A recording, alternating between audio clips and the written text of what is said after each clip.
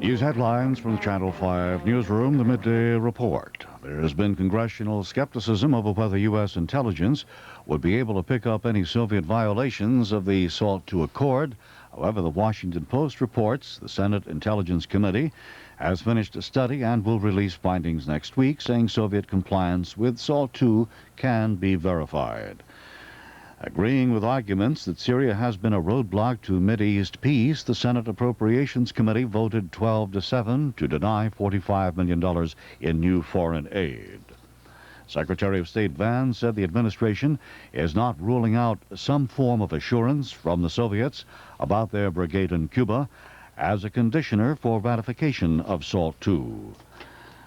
Pope John Paul took up two controversial issues today during a mass at Philadelphia Civic Center: women in the priesthood and celibacy. The pontiff told 24,000 priests, nuns, and laymen that exclusion of women from the Roman Catholic priesthood is not a human rights issue, that it stems from the Bible. And the Pope also said the call of God through the Church offers us a celibate ministry.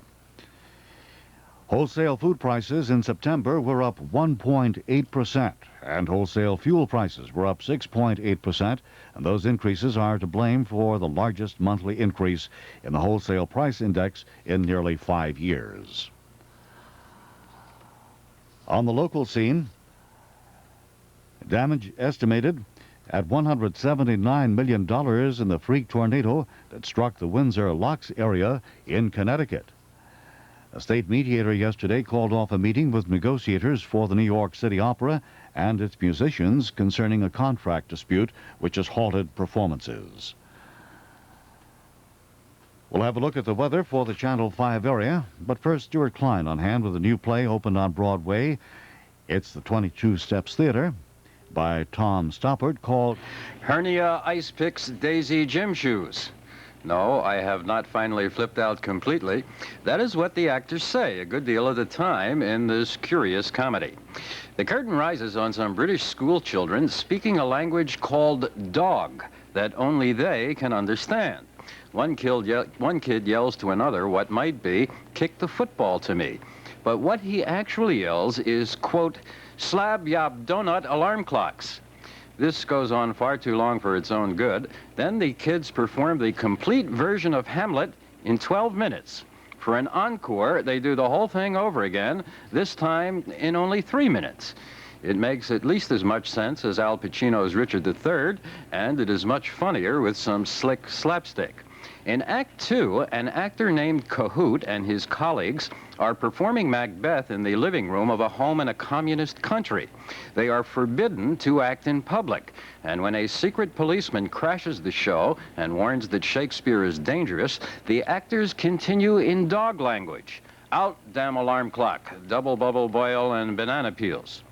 Now, author Stoppard, I suspect, is trying to draw some parallel between crazy free expression and crazy totalitarianism, but it doesn't quite mesh. And while there are some bright comic moments sharply staged and performed, there's far too much verbal wash hung on a very slender line. Top ticket is $16.50, and as they used to say at the South Philly Academy of Dramatic Arts, that's a lot of gym shoes for hernia ice picks.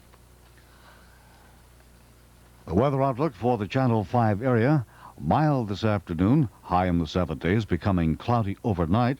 Rain likely tomorrow, high near 70 degrees. Chance of rain is 10% this afternoon, 20% tonight, and 70% tomorrow. And the outlook for Saturday, becoming partly sunny and cool. Right now, the temperature is 69, the humidity 78%, and the barometer 29.96 and steady. One of the top stories to watch for in the news today, Secretary of State Vance said the administration is not ruling out that some form of assurances from the Soviets about their brigade in Cuba as a condition for ratification of the SALT II treaty. This has been the Midday Report from the Channel 5 newsroom.